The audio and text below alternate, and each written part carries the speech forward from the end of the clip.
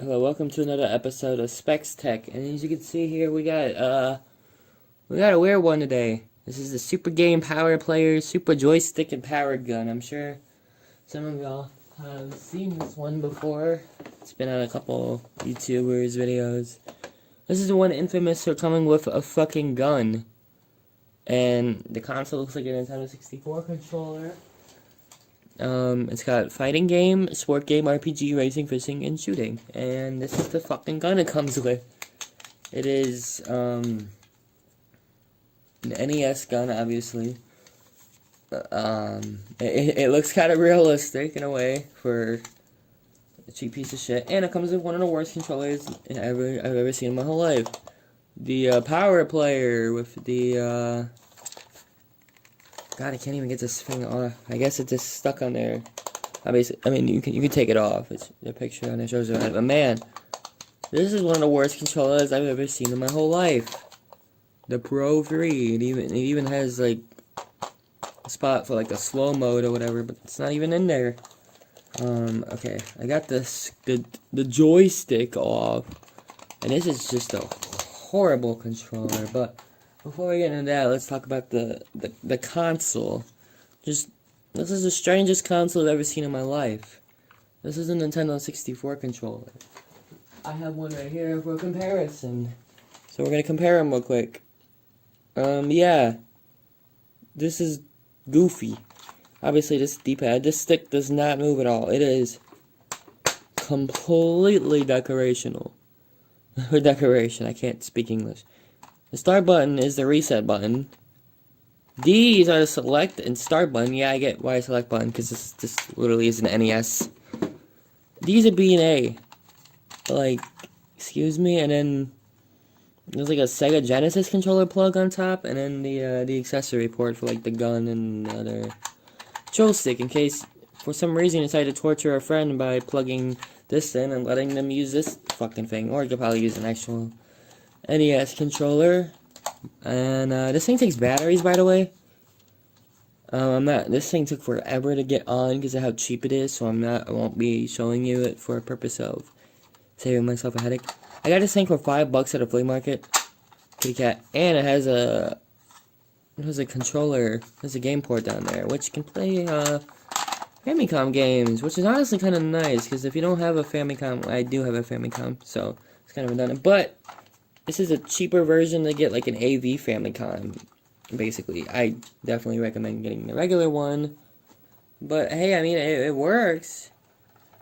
I'd recommend plugging in the controller, because you don't want to play it with the cartridge sticking out. That's gonna look very weird, I suppose.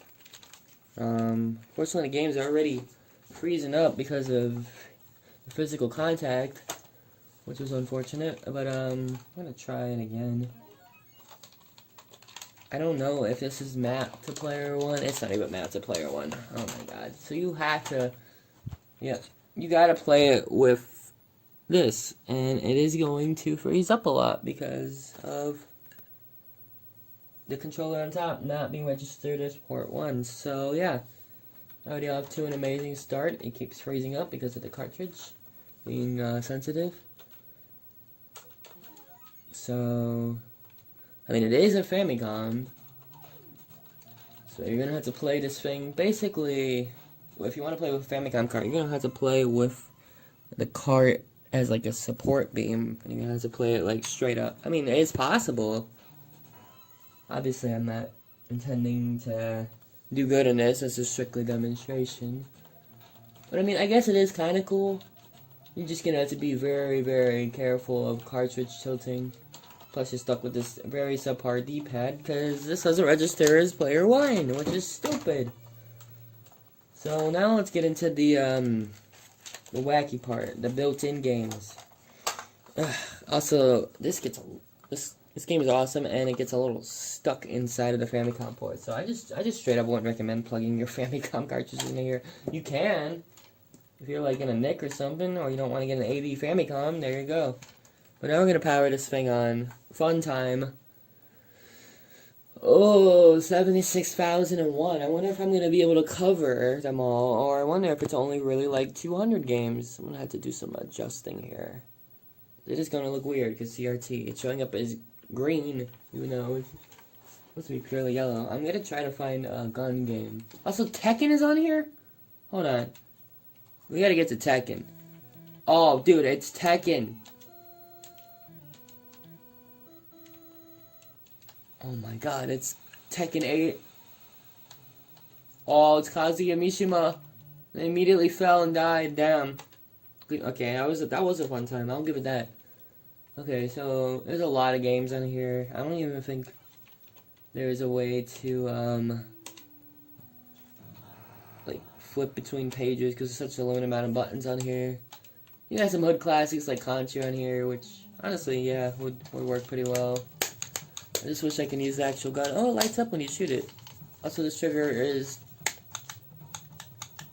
well, it's pretty bad, but it's fine, I guess. I'm gonna try to find a gun game. Preferably like Hogan's Alley or Duck Hunt. Oh, Wild Gunman, I want a better game to show it off. Okay, Hogan's Alley, perfect. They actually do have, this game selection is honestly pretty damn good on here, I'm not gonna lie. Alright, so here we got the gun. So, we're gonna try it out. See if it works. It works. I pointed at the criminal and he got shot. Talk shit, get hit. So yeah, the gun works, which is nice. Honestly, this is a little more convenient to hold in one hand compared to a zapper. This is not a bad gun. Well, ain't no one to shoot there. Wait, what? Him? Oh, I'm bad at the video game. Who would have thought? But yeah, the gun works. I guess we can go into Contra and test the second player controller, which is definitely the controller of all time. I'm going to test this beautiful NES controller. Totally not anything else. Oh, the diagonals are rough on here. So we'll give it this. The buttons are kind of clicky, but they feel very loose. Holding down and trying to shoot. I mean, the diagonals are okay, but it's just not comfortable. You gotta move a little bit. Oh, shoot him! Amazing. Yeah, the diagonals are kind of rough on here with how loose this thing is. So I'm gonna try screwing in the joystick and seeing if that does anything to improve this. Okay. Also, it rattles. That's the tightest it's in, by the way. It just rattles. Oh, it is. Honestly, kind of better, but the joystick is so rough on your hand. It's such a hard plastic. I would just not recommend it. I would just leave it off, honestly. So there goes that. So I'm probably gonna be wrapping this up, but you got your Super Marios on here. Well, okay, your Blue Sky, obviously. Oh. So these two buttons are turbo buttons. And that's just a regular button, which is, I mean, I guess it is Super Joy, so I guess it would be. But yeah. The jump sound is all messed up. It's like a weird pitch. Let me get the star and see if that sounds any better.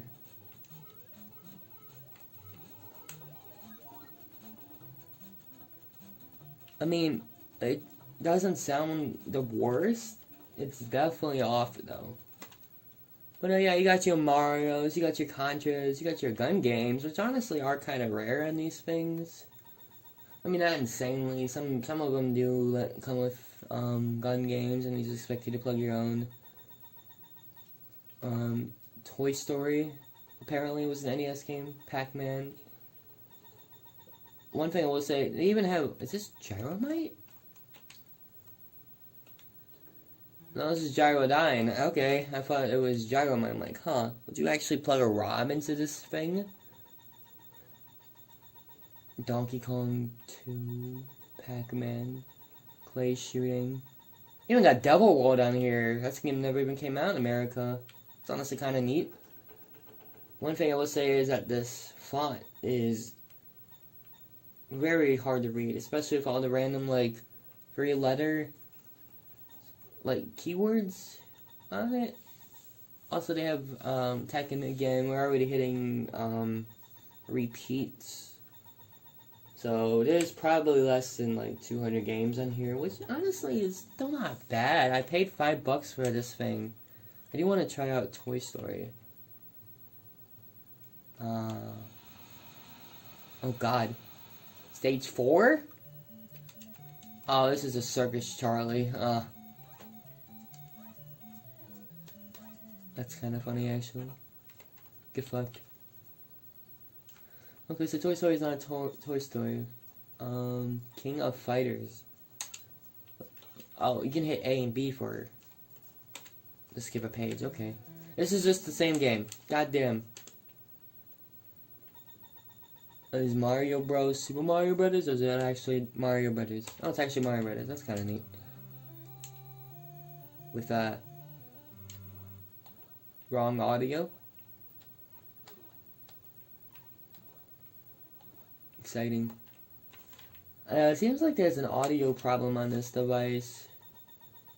At least when it comes to these ROMs. I don't know if, I'm gonna try putting in Fantasy Zone again. I don't know if the music is wrong on the actual cartridge games, or just on the bootlegs. I have to listen to, listen to this.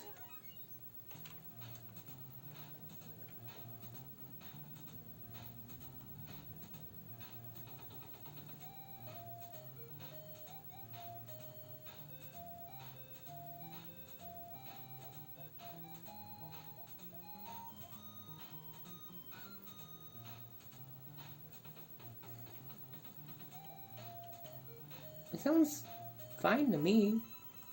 So it might just be something with the inbuilt cartridges. So yeah, that's the Super Joystick and Power Gun. That can also play Famicom cartridges. If you can find one of these at a flea market, I'd say pick it up. Honestly, the novelty, the fact that there's like, it comes with a gun and a super bootleg looking Genesis NES controller is honestly funny enough for me to buy it, which is exactly why I bought it, because it was funny.